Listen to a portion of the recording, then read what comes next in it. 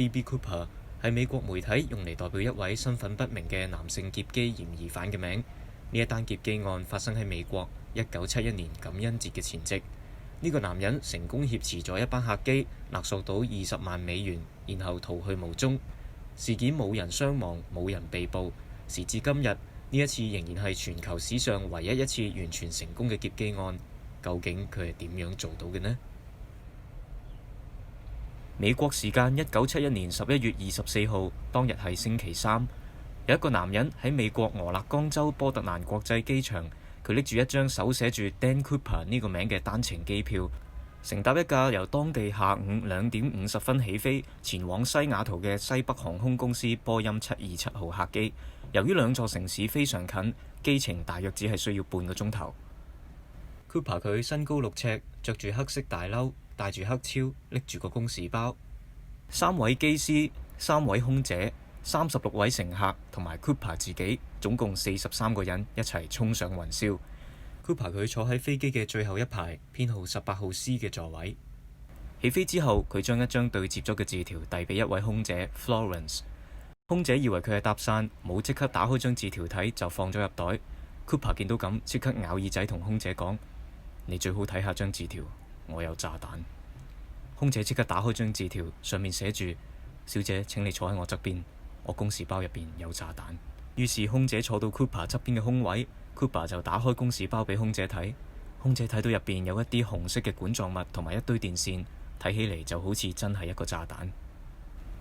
然後 Cooper 將佢嘅3個要求講俾空姐聽。第一，佢要20萬美金，全部係5年號碼嘅20蚊紙幣。另外，佢要4個降落傘。最後前2個要求要喺5點之前準備好，而準備好之前唔可以降落。Cooper 示意空姐將佢嘅要求話俾機長聽，並承諾只要達到佢嘅要求就會釋放所有嘅乘客，但相反同佢玩嘢嘅話就會即刻引爆個炸彈。空姐即刻將呢件事轉告俾機長聽。機長知道之後，即刻匯報西雅圖機場嘅控制塔。由於事態嚴重，職員亦都即刻聯絡 FBI 同埋西北航空公司嘅總裁。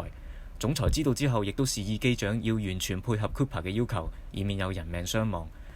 然後機長亦都透過空姐話俾 Cooper 聽，航空公司會答應晒佢嘅要求，亦都叫空姐一直坐喺 Cooper 側邊，隨時同佢保持溝通配合。地面嘅工作人員即刻準備降落傘同贖金，同時將所有鈔票嘅號碼都記錄落嚟。而客機亦一直喺西雅圖上空盤旋，等待地面工作嘅人員完成 Cooper 嘅要求。結果盤旋咗大約2個鐘頭，機長終於接到通知，已經準備好啦，亦都即刻轉告 Cooper，佢亦都同意可以降落啦。喺成個過程入邊，機上所有其他嘅乘客其實都係乜都唔知㗎。機長亦都只係透過廣播話俾乘客聽有機件故障，所以未能降落，敬請原諒。客機大約喺下午5點40分順利降落喺西雅圖塔科馬國際機場。降落之後 Cooper 要求機長將架飛機停喺機場嘅角落頭，並且要閂晒所有嘅燈。佢呢個要求相信係避免警方有狙擊手埋伏佢。波音727號客機嘅設計喺尾門可以打開一座小樓梯，降落之後可以由樓梯直接走去地面。Cooper 示意空姐打開呢條樓梯，並要求地面工作人員將贖金同降落傘拎去樓梯下面交收。地面派出一位工作人員，將一個裝有1萬張鈔票嘅布袋同埋嗰4個降落傘送過去。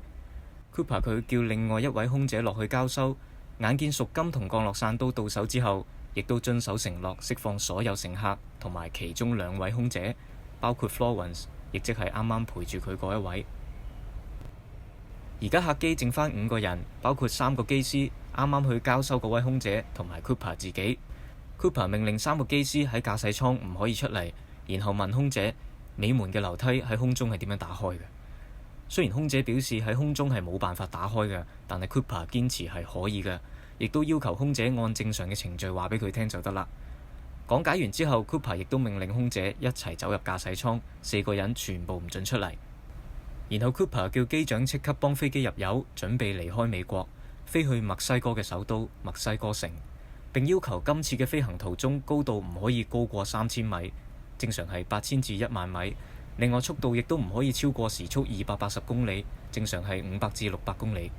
即係話 Cooper 要求飛機比平時要飛得低好多同埋慢好多，而且佢亦都提醒機長要將襟翼下調15度，因為咁樣飛機先可以保持佢要求嘅高度。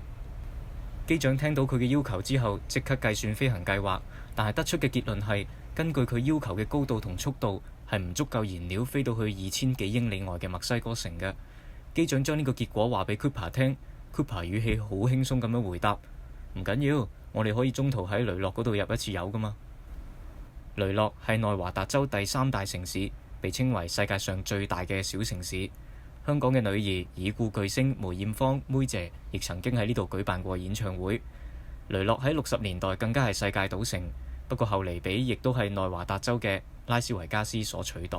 其實4位機組人員應該已經估到 Cooper 根本就冇諗住真係飛去墨西哥城，佢要求攞降落傘同埋喺空中打開尾門，好明顯已經準備跳機嘅計劃。只不過呢一刻最令人不寒而慄嘅係，機上面嘅人數比起降落傘嘅數目多咗一個。客機大約喺當晚7點45分再次起飛。根據 Cooper 嘅要求，第一站要先飛去雷諾市。起飛之後15分鐘，大約晚上8點，駕駛艙有一個指示燈着起嚟，係示意機艙嘅尾門打開咗。機長見到咁樣，即刻透過廣播問 Cooper 使唔使幫拖啊？駕駛艙只係得到一個字嘅回應 No。而呢一個 no 亦都係 Cooper 留俾世人嘅最後一個字。當時客機咁啱遇上猛烈嘅暴風雨，尾門打開咗，導致駕駛艙一直聽到出面風吹雨打嘅聲音。機長亦都間中問 Cooper 咩情況，但係冇再收到任何回覆。直到半個鐘頭之後，飛機突然間震咗一下。機長佢推測係機尾嘅樓梯放咗落嚟，證明 Cooper 準備要跳傘啦。佢哋即刻記低當時飛機嘅坐標位置同埋時間，方便警方日後追查。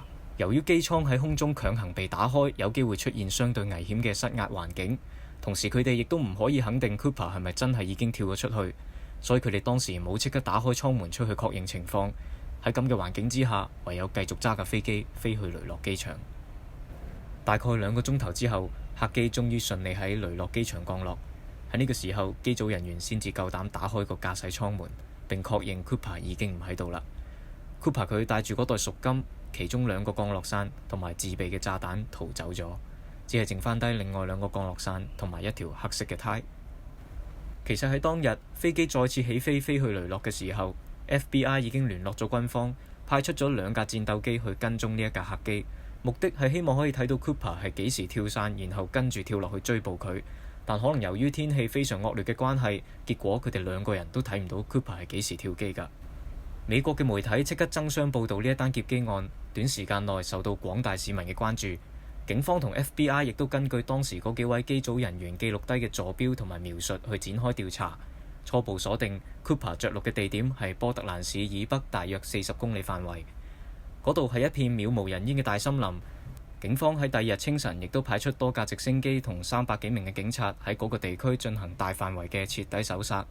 可能由於地勢崎嶇，仲有持續惡劣天氣嘅影響，佢哋竭盡所能，亦都毫無發現。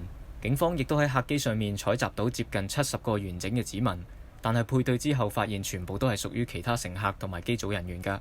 不過喺機艙入邊留低嗰條黑色呔就揾到 DNA。雖然70年代係未有 DNA 資料庫，但係至少可以捉啲嫌疑犯返嚟做 DNA 配對。而當時喺 Cooper 好大機會着陸點嘅地方有個小鎮。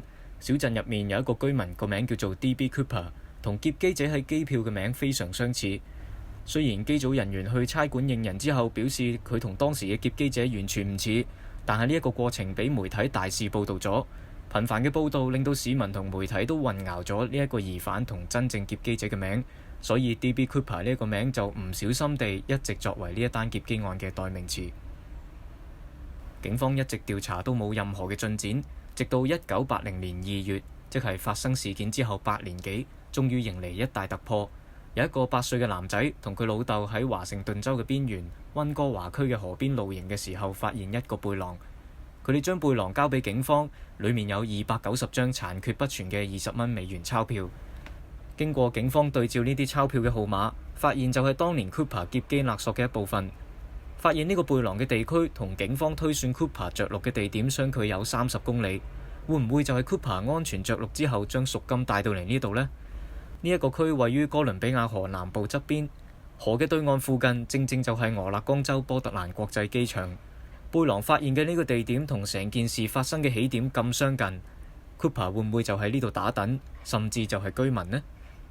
警方亦即刻喺河流附近進行徹底搜查，但係亦都冇發現更多嘅鈔票蹤影。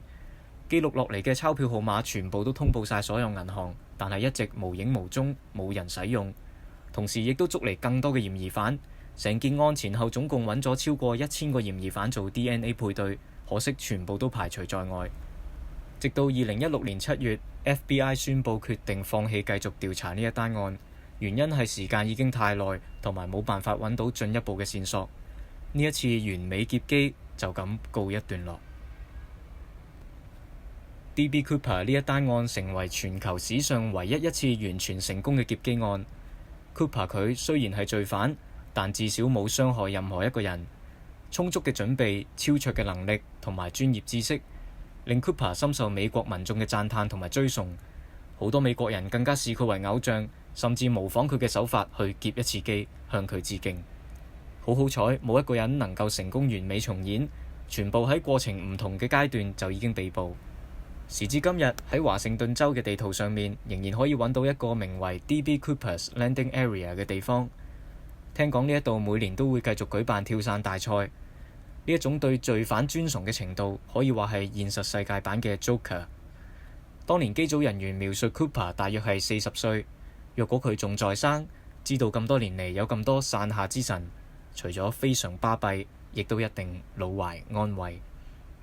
今集時間差唔多，我哋下一次再一齊講古佬，講得好。